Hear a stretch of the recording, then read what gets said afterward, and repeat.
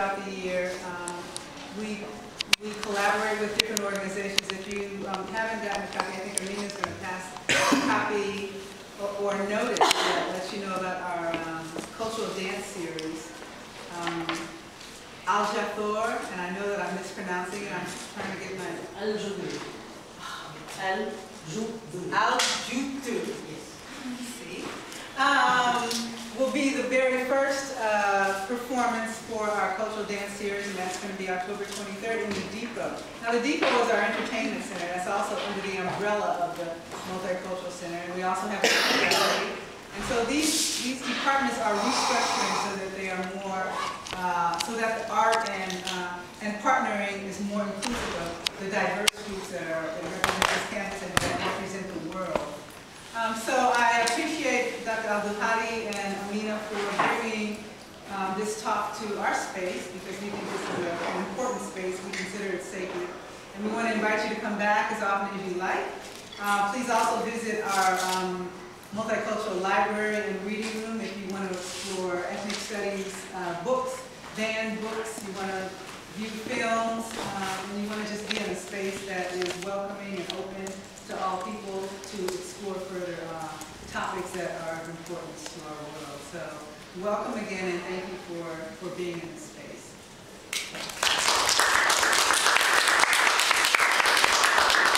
And thanks, Dr. Chaudry, for having us. You're welcome. Sorry. That's okay. Before we get started, you guys got to know who our panelists are. One's running late. Her name is Hararah, and she is an advocate and activist for the Muslim, Arab, and South Asian communities. She is currently the program coordinator for the National Security and Civil Rights Program at the Asian Law Office here in San Francisco, as well as the San Francisco Regional Director of the Muslim Legal Fund that is in Fremont, I believe.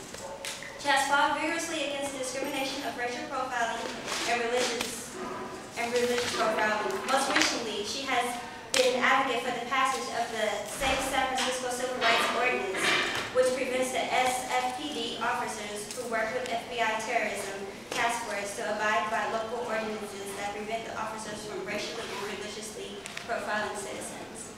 So, what an internship, she is the person to talk to. Here we have an SFSU alumni, Maahum Chaudry. Hi. Chaudry. Sorry, my Urdu was terrible. She is a law graduate from the University of San Francisco. Law student. And she's a graduate here who was a business major and minor in economics. So you are a graduate.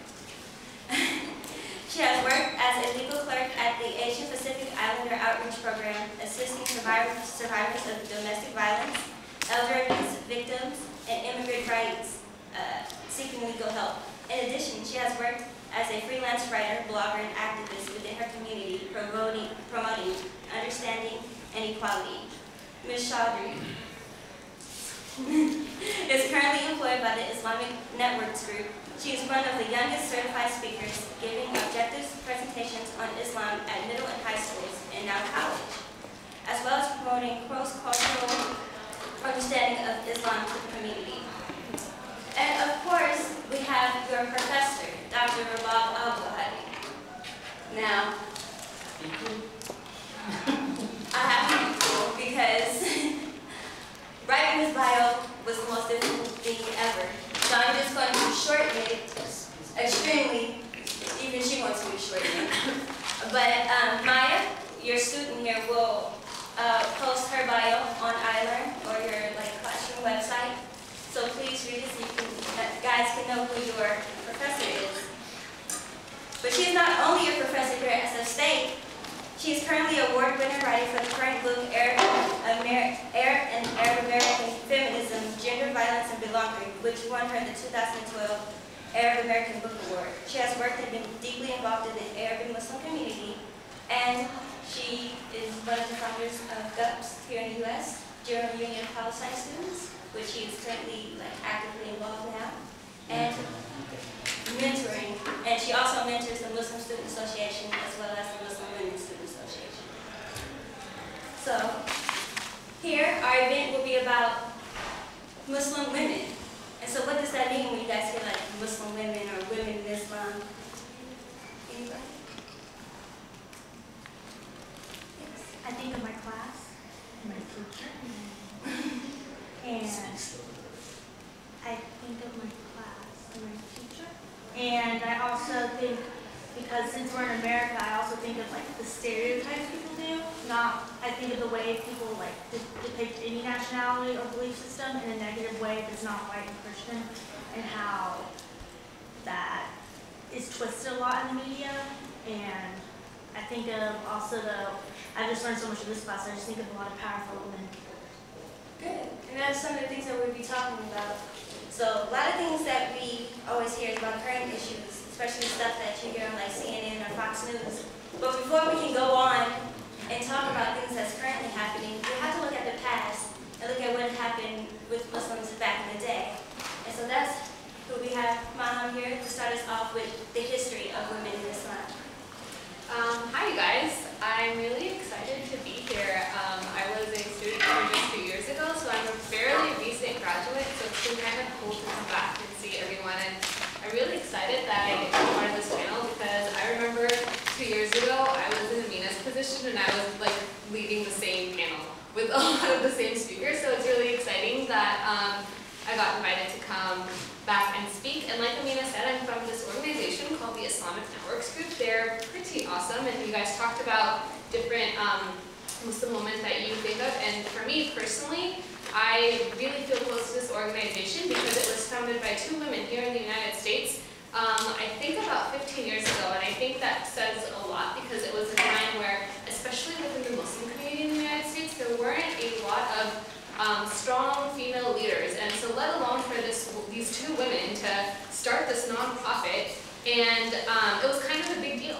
And so I was really excited to join their organization, so I joined as soon as I could, straight out of high school. I was one of the youngest speakers, but I was like, no, you guys are awesome, and I want to be a part of this. And so I've been with the Islamic Network group for about 4 years, and so I think it's really appropriate in a sense that today I get to talk about Muslim women to you guys because that is how I started getting involved with the organization. So the way that I wanted to go about how I'm going to talk today is just, I feel like by giving you guys examples is the best way. I could lecture you guys on and on and on about different aspects in Islam that talk about the role of women and like the status of women in their religion, like hadiths or just verses from the Quran, but I feel like a lot of that might go over your head, and I understand that. And so what I'm going to do instead is just name some different women and like just give really, really brief little bios and introductions. And as you can see, I was making like a list of different women that I can talk to you guys about. Some of these women maybe you've learned about in your class, which is awesome. If not, hopefully there's other women that I'm going to talk about that you guys are going to be like, wow, she's really cool and I want to know more about her, so I encourage you guys to do research on them.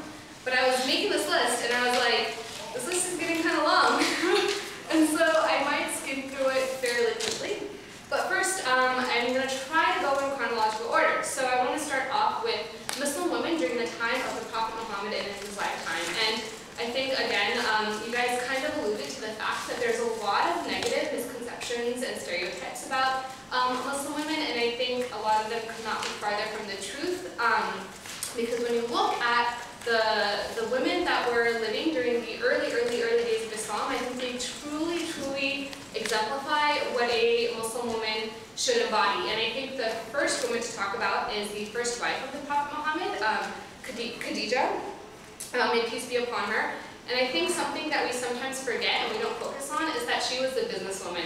So when I think of Khadija, I'm thinking of like CEO of like a company who's like running things, and she had people working under her. And I think people forget that by saying she was a businesswoman, that she was really a leader. And it wasn't like she had a small little business on the side. She was a huge player in the marketplace at that time. And so I think we always need to remember that this is the first person who became Muslim. She is the one who believed the Prophet Muhammad had gotten revelation, and she is the one who took the Shahada, like she was the first person to take the Shahada. And so imagine, this wasn't like a meek person who just, you know, oh, so the Shahada is when someone professes that they are a Muslim. And so this wasn't someone that was just, in a sense to me, obeying some order. Like, she was a woman of power, and so for her to accept things, I think it really just adds a lot to what a Muslim woman is.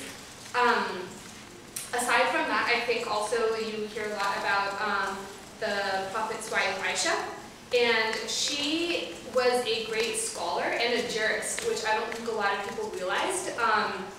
The Prophet Muhammad said of her, take half of your faith from this young woman, because she narrated at least 2,000 sayings of the Prophet. And I think that's really, really important, because it just shows that in such an early time in Islam, there was this woman who was really educated, really knowledgeable, and highly, highly respected. People used to come and study from her, and so I think she's another great example of a woman during the time of the Prophet who really was a great, strong example of a Muslim leader, Muslim female leader. However, since then, there's been other Muslim female leaders as well. I think one that I would like to talk about is, I think she's kind of interesting, is Sultana Shahjarat al-Dur. And so in the 13th century, her husband was the ruling king at the time, and he passed away. And so for 3 months, she took control over Egypt, and she is the one who ran things. She is famous because she concealed his death, and so she helped lead the resistance against the Seventh Crusade, because people didn't know her husband had passed away, and she just took on that role. And then another example is Sultana Razia, who was also from the 13th century. She died in 1240, if anyone cares to know. And she was the only woman ever to sit on the throne in Delhi, India. She became ruler in 1236, and it was actually the wish of her father that she was going to be the leader of the country, and she was known as a great leader for the country. There's no, she established peace and order, she encouraged trade, she built schools, planted trees, dug wells, like she did all of it. She really encouraged the arts, and so I think, again, you see over time in history that there are examples of a lot of Muslim female leaders.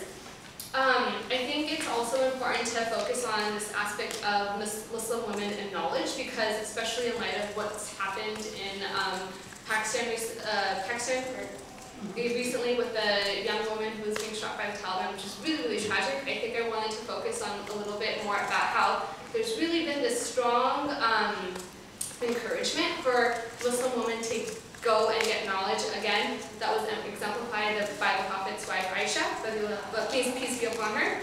But also there's another figure who I've always thought was really interesting, and her name is Fatima al-Fihriya, and she is known as the Saint of Fez. She was died in 265, and it's really interesting because she was from a really, really wealthy family in Morocco, I believe, and she inherited a lot of money. And what she did with that money is she built a mosque, and that mosque turned into a university, and today it is one of the oldest university institutions in the world.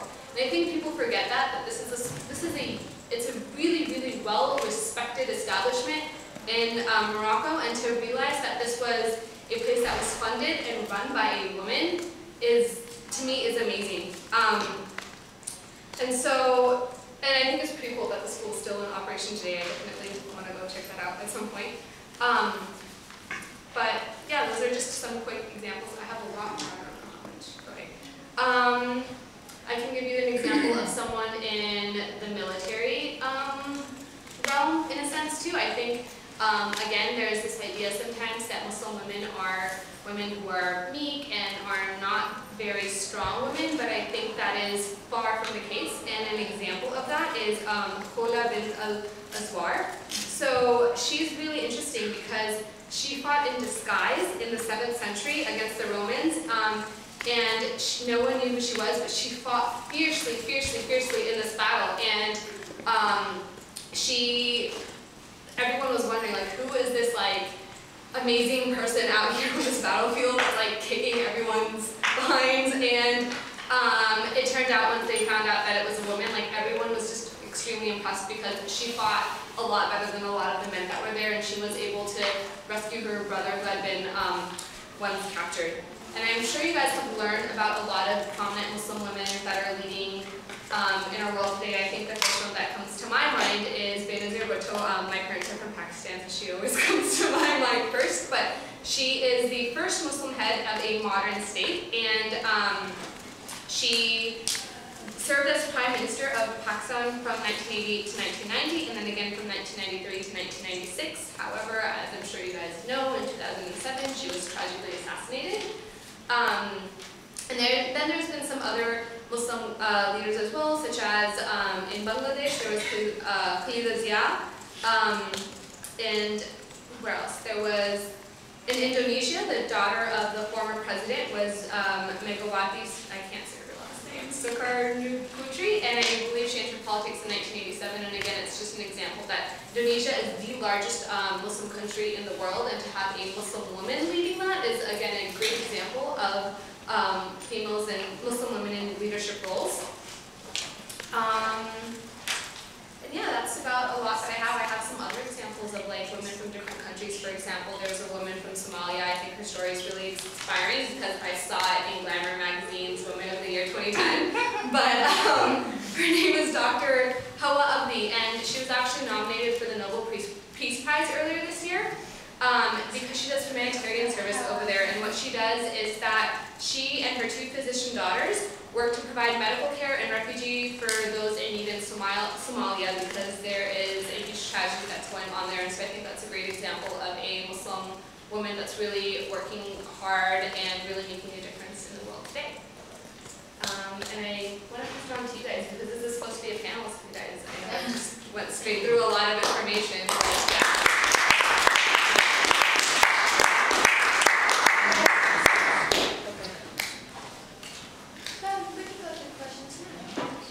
I just need a repeat of the name. Oh, which name? The Prime Minister. Hawa. What was it? Benazir Bhutto, from Pakistan. So her name is spelled Benazir, and her last name is Bhutto. And okay. Yeah, definitely, oh. definitely. Any other questions before we go to the next panelist?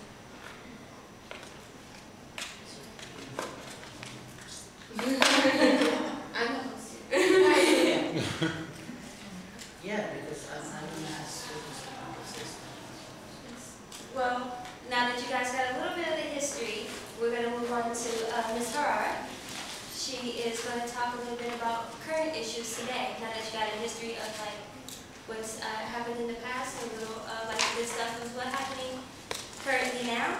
There are some struggles that Muslim women face, even in this society. And so Ms. Summer is going to talk about specifically on hijabity and conflict with that. Thanks, Amina. Thank you guys all for having me. As Amina said, my name is Hararah, and I work with the Muslim Legal Fund of America. Essentially, we're a nonprofit charity that raises money to defend Muslim Americans in the courtroom. After 9/11, you guys know it was a watershed moment for a lot of the Muslim American community, right? There was a lot of backlash, not just because of the tragedy itself, but in many ways, for the Muslim American community, 9/11 was a double tragedy. So you had the tragedy of 9/11 itself, then you had the tragedy of a lot of discrimination and profiling after the fact. This isn't something new to our country, right? It's not something specific to the Muslim American community. A lot of terms that came after 9/11, like flying while Muslim, were usually derived from things like driving while black, and a lot of discrimination that we've seen throughout the history of the United States, whether it's towards women, whether it's towards immigrant groups, whether it's towards communities of color. And a lot of times when we have these discussions, people tend to think of it as an individual or isolated case, right? So when we think of someone that harasses a Muslim woman on the street, we think, that person is xenophobic, that person is biased. Of course, as a society, we condemn this behavior. Unfortunately, I think that a lot of times misses the mark, and you often see a tension between what the United States kind of perceives as its own values and what it perceives itself as its role in the world with how individual citizens are treated in our own societies, right? So, for example, when we think of freedom, we think of liberty, we think of emancipated women, we think of the United States, right? Here, women are free. Over there, Muslim women are oppressed, and we have all these issues. But it's very hard to be introspective and kind of look at and analyze the situation at home in terms of what women in general face, not just Muslim women. And a lot of times when we have national events like 9/11, or national events like the shooting of Trayvon Martin, or the beating of Shema Alawi, these tensions kind of rise to the surface. And then you begin to see what the issues are, and people begin to connect the dots a little bit more. So the topic that I wanted to touch on was the hijab and the hoodie. So I just threw out 2 names out there, and I'm not sure how many of you guys are familiar with both of them. So how many of you have heard of Trayvon Martin's case? I'm going to say it anyway. How about Shema Alawi? Yeah, the reason I asked that is if you guys noticed, more hands went up the first time with Trayvon Martin's case. So earlier this year, actually it was in February of this year, there was a 17-year-old teenage African-American boy who was, on a Skittles run. He was at his dad's house, went to get some Skittles and iced tea. He had a hoodie on, and he was began to be pursued by a man named George Zimmerman. So he was the neighborhood captain watch person, and he thought that this kid looks suspicious. He was in a gated community, he had a hoodie on in Florida, he was walking around, something didn't bother him about the case. So he thought it was in his authority to basically hunt the kid down. And what ended up happening was he shot him in the chest and killed him. This provoked an immediate national outcry because to many people, instinctively, they thought this was a case of discrimination, a white man shooting a black kid because of the way that he looked, that it was a blatant case of profiling. And what made matters worse was that the man was never arrested, right? He was arrested and released. He wasn't prosecuted. Because of the laws in Florida, stand your ground, and a lot of the culture there, law enforcement basically said he was free to go because it was a case of self-defense. So this sparked many protests and people really rallying together to try and get justice for this young teenager that they thought was obviously innocent of anything wrong. Less than a month later, there was a case in California, in Southern California, in El Cajon, where there was a 32-year-old Iraqi immigrant woman that was found in her kitchen, beaten to death with a tire iron in her own pool of blood, who also died 5 months later. And next to her body was a note that said, "Go home, you terrorists." So her daughter came and found her mom beaten to death on the floor in a pool of blood with this note. Actually, a week before that happened, there was also a note that said something along, "Go home, you terrorists," but the mom dismissed it. Unfortunately, because of 9/11, discrimination against Muslims is not something new. A lot of people have actually become normalized to it, so she thought it was, whatever. Some kid, it was a prank, I'm going to ignore this. She didn't report it to the authorities. A week later, she was beaten to death in her home. This is a mother of 5. What ended up happening in the national media is you saw, of course, a lot of outcry against the murder of Trayvon Martin. There was rallies organized, the Million Hoodie March, and people really began associating the symbol of the hoodie with police brutality, racism, structural and systematic racism, and profiling against African Americans has been going on since the inception of this country. It wasn't just a case of this one boy, this one individual being shot by a white man. It was systematic and a symbol of much more deeper and historic-rooted discrimination. Likewise, people began, of course, were upset about the murder of Shema, but you didn't see media react the same way. You started hearing even law enforcement's initial reaction was, well, this could be a hate crime, but we want to look at other things that might have precipitated the murder. And then you started hearing rumors that, she wanted to get a divorce from her husband, that her daughter was found with a boyfriend, and all these kind of rumors that are associated with classic stereotypes of Muslim women as being oppressed, as being, there's this man that is controlling their life, and that they're in a constant threat of violence from the male partners in their community. Fortunately, the good thing is many of the youth connected the dots, clearly making the connection that this is profiling against the Muslim community, this is profiling against the African American community, and it is rooted much more than an individual instance, that our society is really engaging in behavior that favors dominant groups, right? When most people think of discrimination, even though they might individually believe in equality, it's hard for them to admit or sometimes recognize unconscious bias or implicit bias that we all kind of engage in, right? You're a part of this society, so when you see a young African American kid with a hoodie in a bad part of the neighborhood, or you see a Muslim woman with a hijab, it's very rare that none of us are susceptible to the bias that surrounds us all the time, right? We all have biases, we all have discrimination. Even though overtly we might think that is wrong, there's things that we do that feed into the institutionalization of oppression of different groups.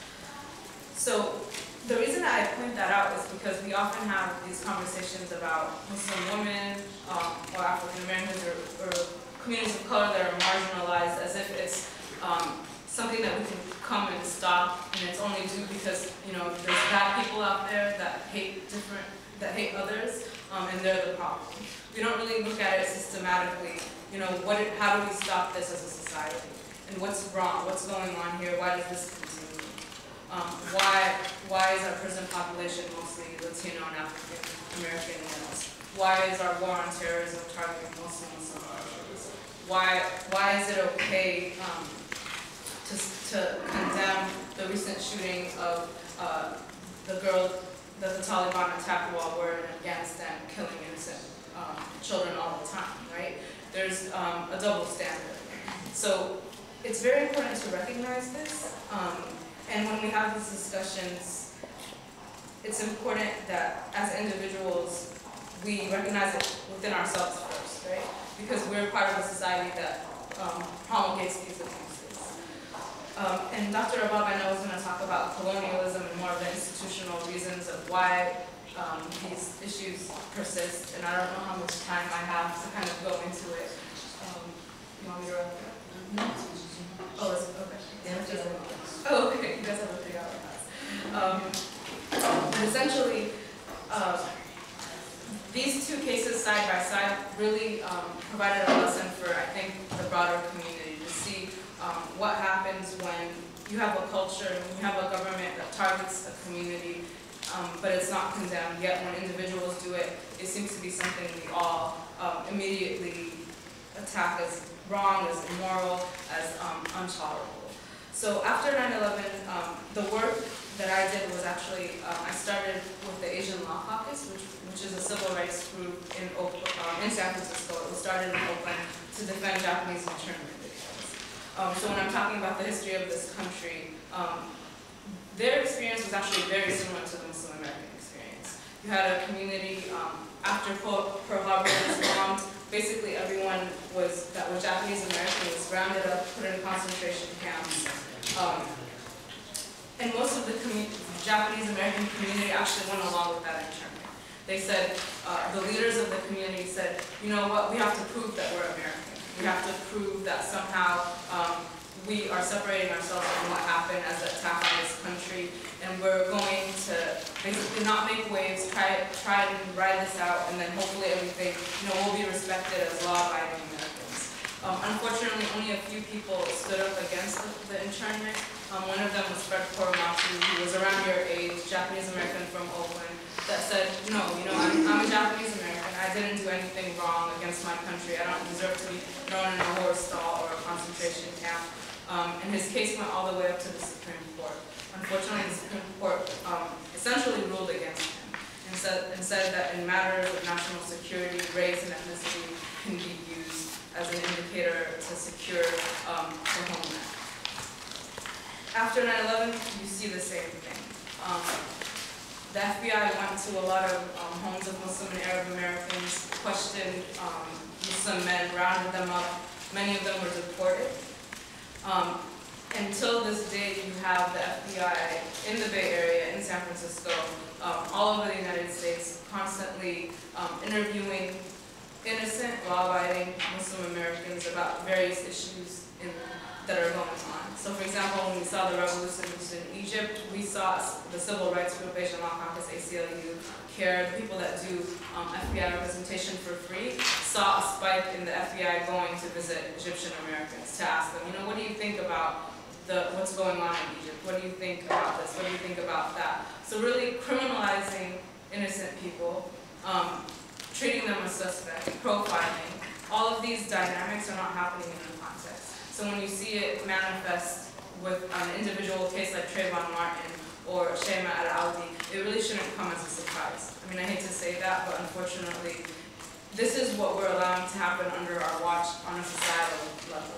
When we go and protest individual cases, that's great that we recognize it, but it's really going to take a lot more united effort to push back against this behavior when it comes from stronger actors. And of course that's a challenge because it's much harder to go against your government. It's much harder to go against the United States of America and say, what you're doing is wrong, what you're doing is racism, what you're doing is profiling. Just like it is on a more local level when you tell the police what you're doing is wrong, what you're doing is profiling. But we are seeing it across the United States. For example, in New York, where a lot of the mobilization for Trayvon Martin was the strongest, where you have the Million Hoodie March, it's not a coincidence that that's where the community seems to understand the issues the most quickly and mobilize the most quickly. It's also because a lot of what's been going on there is like the stop and frisk practices for years on years are targeting Black youth and Latino youth in almost exactly the same way, short of gunning them down. In many cases, they do gun them down. And this is law enforcement officers that are, you know, sworn to serve and protect. They're not serving and protecting all Americans in the same way, right? There's certain communities that are being targeted. So all this to say, not to depress anyone, but it's important for us when we analyze certain individual cases, when we have conversations like this where it's about women in Islam. We're not coming here to say, well, here's a list of all the Muslim women's stereotypes. Here's examples of why they're wrong, because it goes beyond that. The stereotypes and perceptions that we have within us that are causing us to judge Muslim women like that to begin with needs to be questioned and need to be changed. And I think that's the first step to seeing change on a more wide scale level. And I'll take questions and answer that.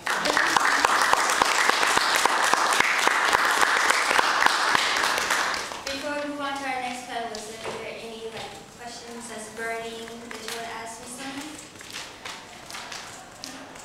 Or after this, there will be question and answer. That's what I've heard, but it's not showing right now. Burning anything on a college campus means something else entirely. He is just using this meat. Well, before we move on to Professor, we have a new panelist that just arrived. Her name is Zahra Billoo, and so I hope I got her correct. She's also an amazing woman. I had to shorten it. Thanks, Maya, for that. Zahra Billoo is an executive director at the Council of American-Islamic Relations, a nonprofit which is the largest Islamic civil liberties group.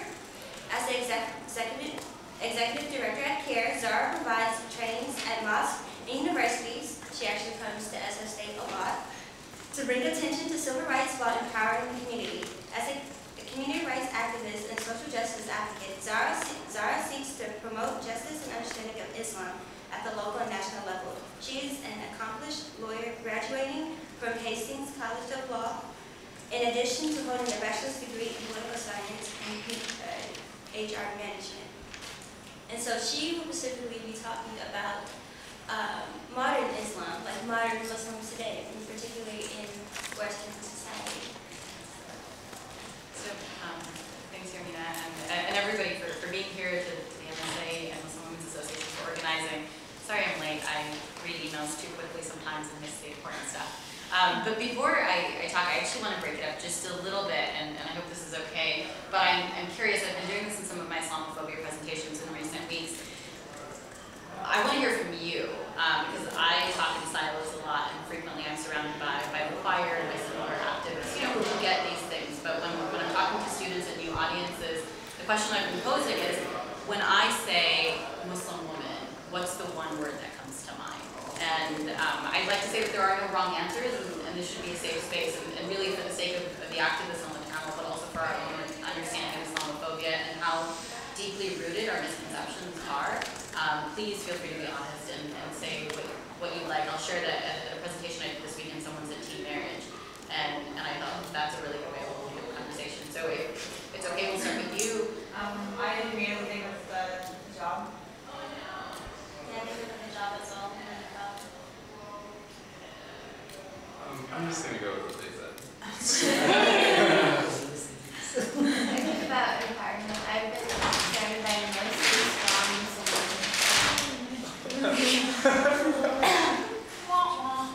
Empowerment? Keep going. I think of my friend as me, who's like the first Muslim person I met, and I also think of my teacher. The job, and then up until now, like just I'm not really sure, but I think I definitely think about motherhood. I don't really know why, but I do. I think of the age job. Well, until I met my first Muslim friend, I asked her like all the questions I had, and I think the first ones were like about marriage, child rearing, and all that stuff. I think of a lot of media perceptions of who we are told women in Islam are. So women who are oppressed, who don't have access to education or freedom.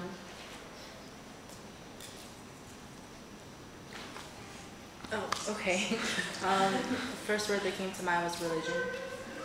To think of like one word, the first thing that pops up is misconception. It's like how we see them and how we see you guys and how you guys actually feel about yourselves. I think of my family.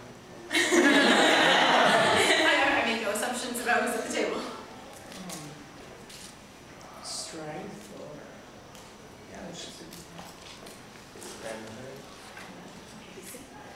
So just a couple of things to lift up here. I mean, religion is one that comes up a lot because people, see Muslim women as practicing their religion in a certain way, and there seems to be a perception that Muslim women, or that Muslims in general, are more practicing than other faiths, or more obviously practicing.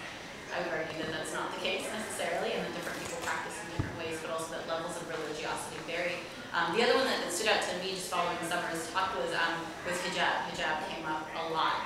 And so it's always really interesting to me because even in the Muslim community, we struggle so much with this conversation of hijab. Do you wear it? Do you not wear it? Who wears it? Who doesn't wear it? What does it mean? How do people treat each other?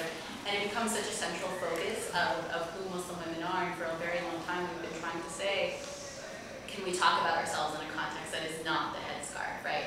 There are a couple of sort of like regular topics in the Muslim community. One is the moon sighting. The other is whether or not interest-based loans are permissible. The third is what food is permissible and what's not, what's halal and haram. And then the fourth is the Muslim woman's headscarf, I would argue. And it's sort of these top four conversations, right? Like every party or Muslim conference and marriage. So that's just because everyone has names. But I apologize.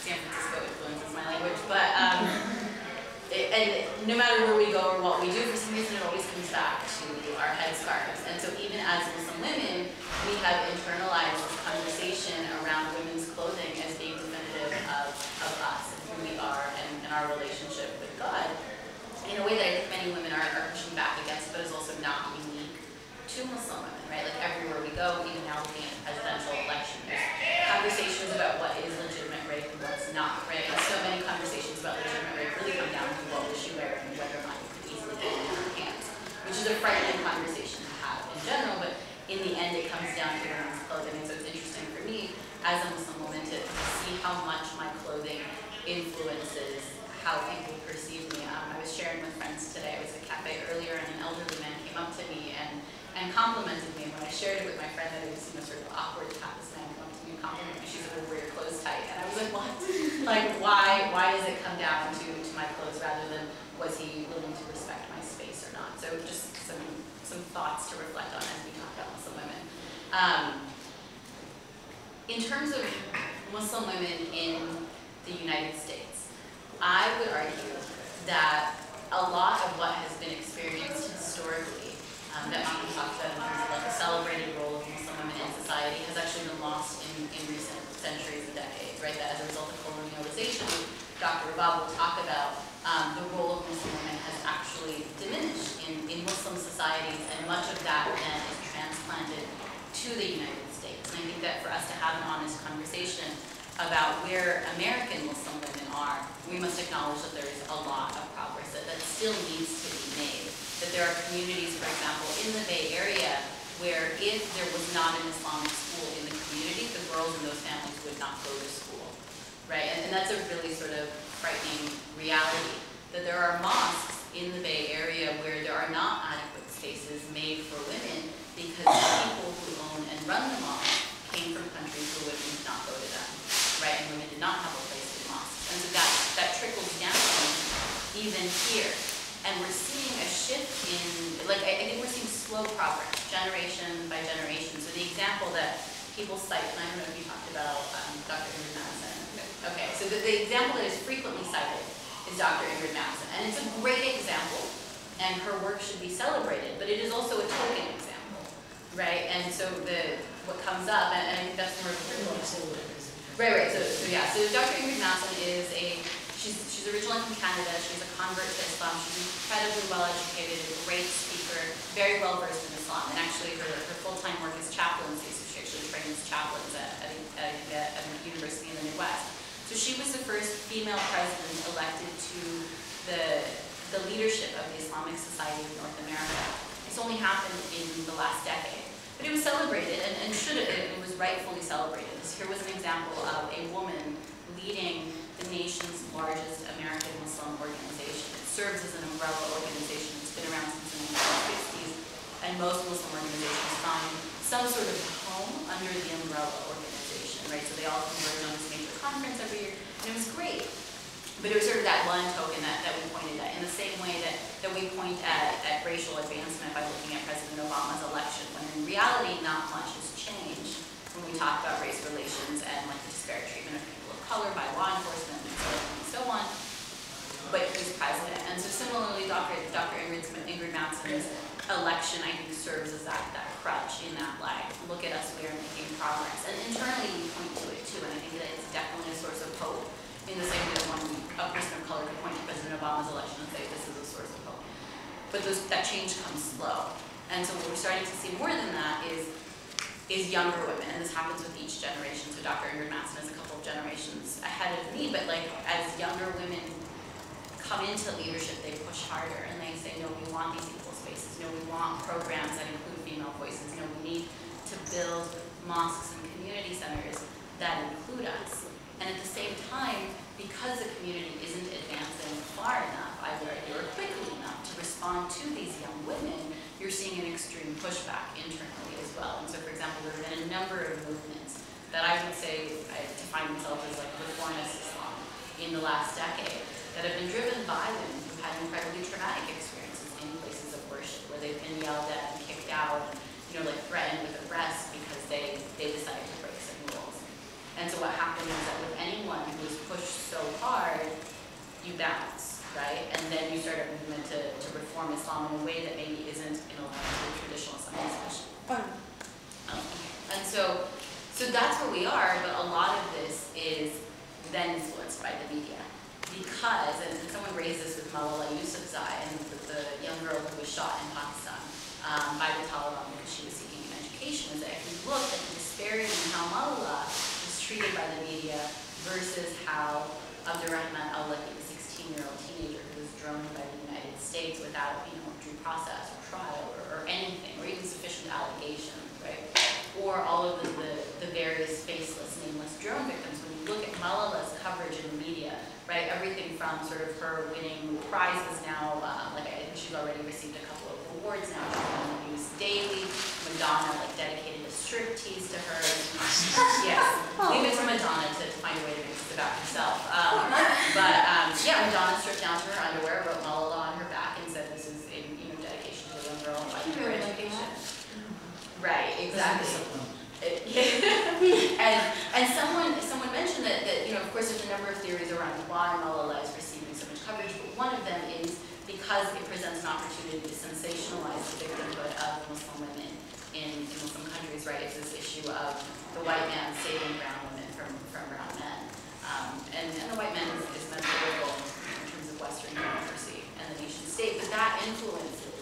so much of the way Muslim women perceive themselves, but also so much of the way that the West perceives us and treats us here in the United States, but also abroad, right? Like, I think it's important not to forget that one of the reasons the left was pushing for an invasion of Afghanistan was to liberate those women, right? The right was pushing for it for various reasons, but one reason trumpeted by the left was to liberate those women. So even anti-war activists on the left were treating Muslim women as victims and as such disenfranchising them in that way. And so where does that leave us here in the United States as young Muslim women? I would say, Maahum, I don't know if you've experienced this yet, but like, people are surprised when they meet Muslim female lawyers. They're surprised when we speak without accents. They're surprised when we wear headscarves and when we don't. They're confused by who we are. And so I always, end my conversations with students by saying, if anything else, please take what you learn here, the personalization of this community, and carry that forward. Because we can only reach so many people through these classroom presentations. But what's important is that the next time you hear someone speaking about Muslim women, or you see media coverage, to look at that with this critical lens and to say something, because the five of us can only say so much. Thank you.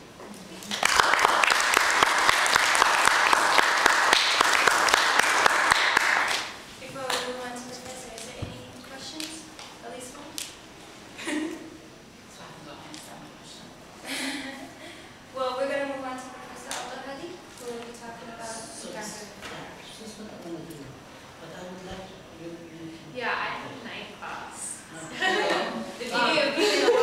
never advocate skipping class. Oh, I do all the time. I don't go to class to graduate and be happy in life. If there are any questions, I don't know. I mean, I feel like you guys are in really good hands. Like I said, I was really excited to be a part of this panel because I was in Amina's shoes not too long ago. And so, if you guys have any questions for me, feel free. Speak now, forever hold your peace. She's also on Twitter, so you can tweet the question. And she would get back to me in like 5 seconds. I would. Thank you for presenting and telling us about women that I didn't know about. Yeah, no, of course. I feel like it's been a cool panel, and I encourage you guys to really ask a lot of questions because you may not realize it, but I think having you guys might have a lot of questions, and I think you guys might worry that by voicing them that there might be some sort of negative perception that maybe we might have a view, but that's why we're here, because we want to definitely have this be an open space to ask questions. So I really want to encourage a lengthy discussion because that's what we're here for. So yeah. Okay, with that said, I'm also just joking. We should go to class. We'll learn about objections.